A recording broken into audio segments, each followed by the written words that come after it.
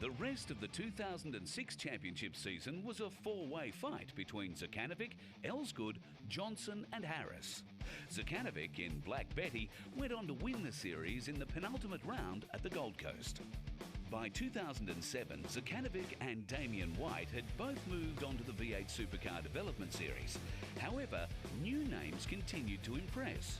George Medicki, son of touring car legend Andrew Medicki, and Leighton Cranbrook joined the Clipsal 500 grid. Harris's year started well, claiming pole from Chris Pither by 6/100ths of a second. All was looking good until... Oh! What was that? A wheel coming off? That was... someone's wheel. Well, it's a Yokohama, we know that much, but whose is it? That's the question. Up against the wall, out of the harm's way, or is it? That's our leader. That's Ryle Harris. All four wheels were still not enough from keeping the young Charger off the wall. Oh man, Ryle Harris, lucky. Oh, see him move around inside the car. At the start of race 3, the curse of the Clipsal Turn 1 chicane again delivered a chilling blow. Elsgood to lead. Look at Kim Jane on the outside. Pither is in there as well. Oh no! An enormous crash. That was Dennis Cribben in the 33 car, and that was a massive hit with the concrete wall on the run to the first corner. In all the years I've been racing, I really don't want to have accidents, but sometimes you just can't help it. But that was a massive hit. At the end of round 1, Elsgood and Cranbrook both claimed race wins, Elsgood taking the round win by just 6 points from Grant Johnson. The Wakefield Park round saw more new names at the front of the pack. Giannis Derhams claimed his first race win. Is it just me, or does Giannis sound like a men's aftershave? The poleman is going to translate it into his first ever V8 Ute win in the Kangaroos Holden. Harris, Jane and Johnson continued their championship battle. Steve Robinson fighting his way through in P4. The run through turn 9's busy. Ryle Harris is out through the grass. We're on board with Kim Jane. Grant Johnson just in front, and Kim's going to go the long way into turn 10. Any other form of motor racing, you see a fellow competitor get in trouble, you back out, you assess the situation in Utes, you accelerate towards it. Mr. Damage, the Protec paints JFTA car. Oh, Elsgood tackles him. Oh, look out! Grant Johnson. Oh, got him. Was there ever any doubt? No, Kim Jane. Oh, that was close too.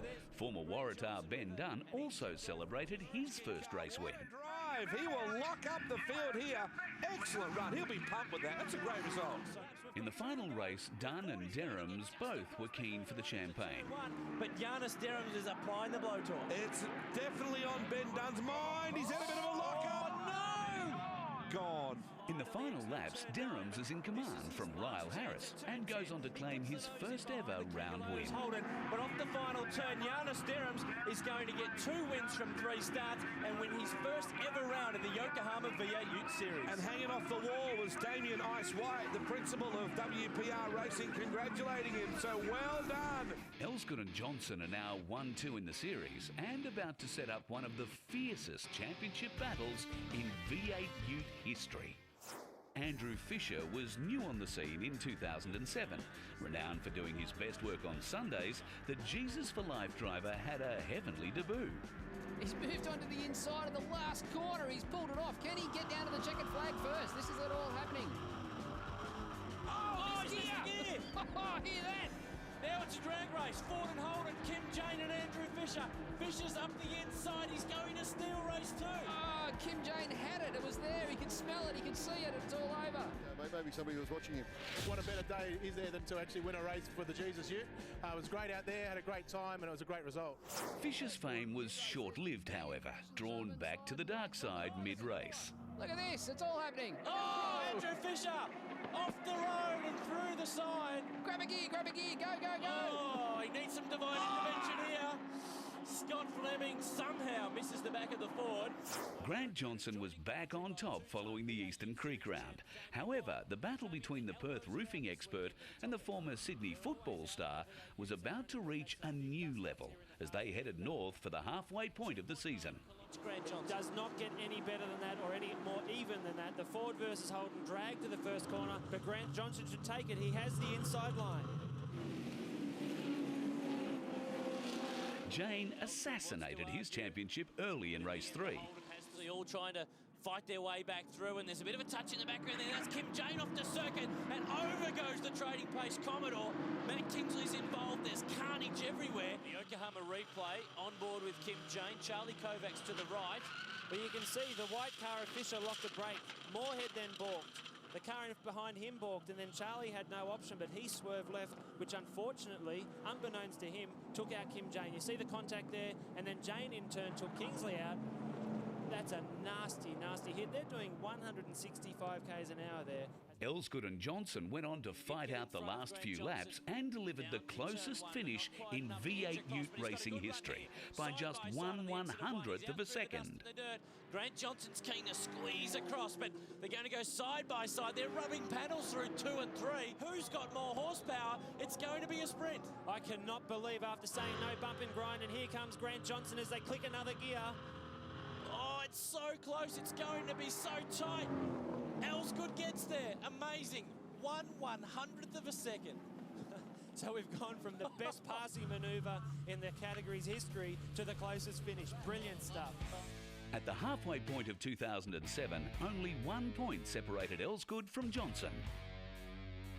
Whoa, Steve Hodges all sideways and takes Charlie Kovacs with him, and Jack Elsgood, the championship leader, is involved. It is bedlam on the Gold Coast. The son of the former touring car ace, Andrew Medicki, will bring the Lubramax forward to the checkered flag. It's his first win ever in the Yokohama V8 Ute Series, powered by Freightliner. The lights ablaze. He takes race 2 on the streets of the Gold Coast. Bounced off one wall, bounced off the other wall.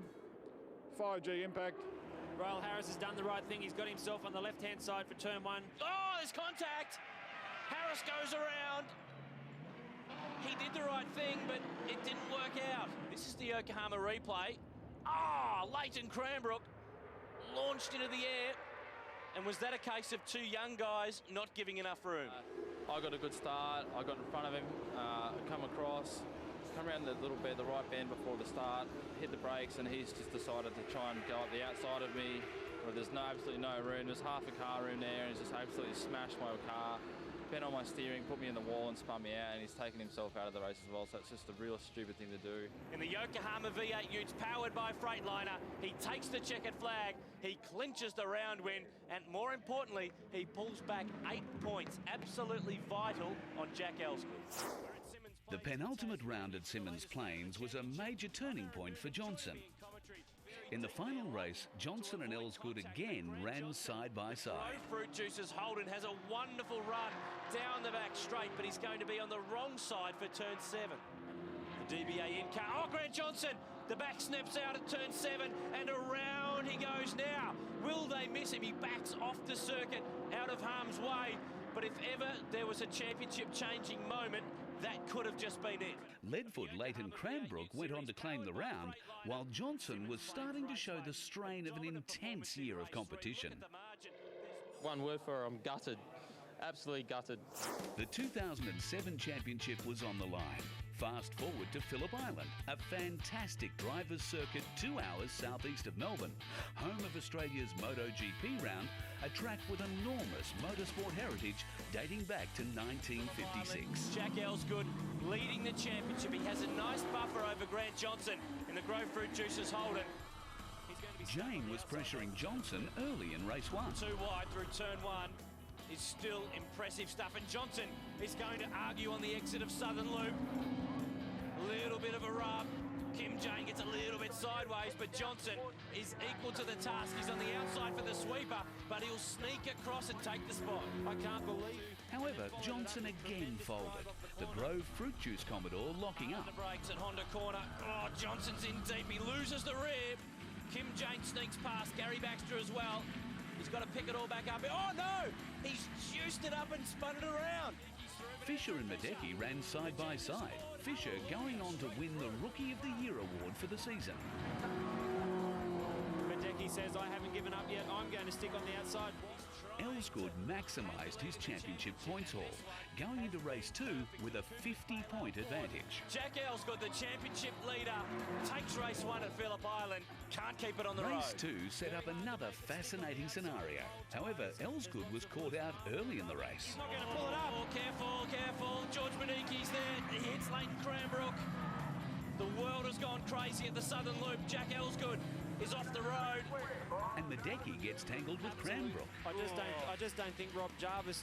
Oh, Medecky was so close to hitting the Late in the race, Johnson was handed the lucky dog ticket to keep his championship alive. There's Grant Johnson, the run across the top of the hill. Dontas in second. McNally sits in third. And here is this warring fight. He's had some ups and downs in his first year of V8 Ute racing. Matt Kingsley and Jack Elsgood get together. He shines the headlights. He claws back some points on Jack Elsgood and keeps this championship alive. The 2007 championship finale was a promoter's dream. Ford and Holden, Johnson and Elsgood on the front row on a real driver's track. Johnson and Elsgood side by side, the run to turn one. And it's Johnson who leads. Elsgood slots in the second. Mid-race, Elsgood looked to have the pace to take his first championship. But then... Jack Elsgood slowing on the front straight. What is going on here? Our championship leader is slowing. He goes by his pit crew. This is terminal. Can you believe it?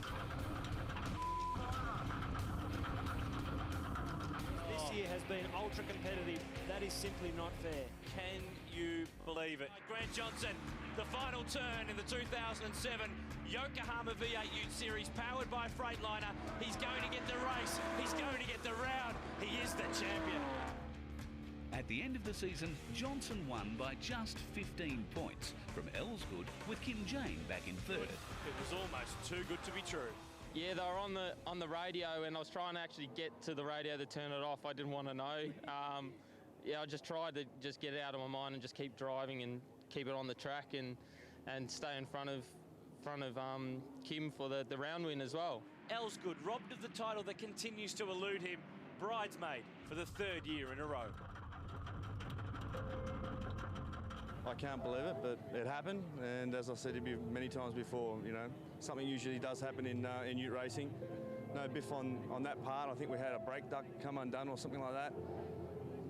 Come up and took the wiring loom out. And next thing I knew, I had fuses at my feet and the car died. So that was the end of the race.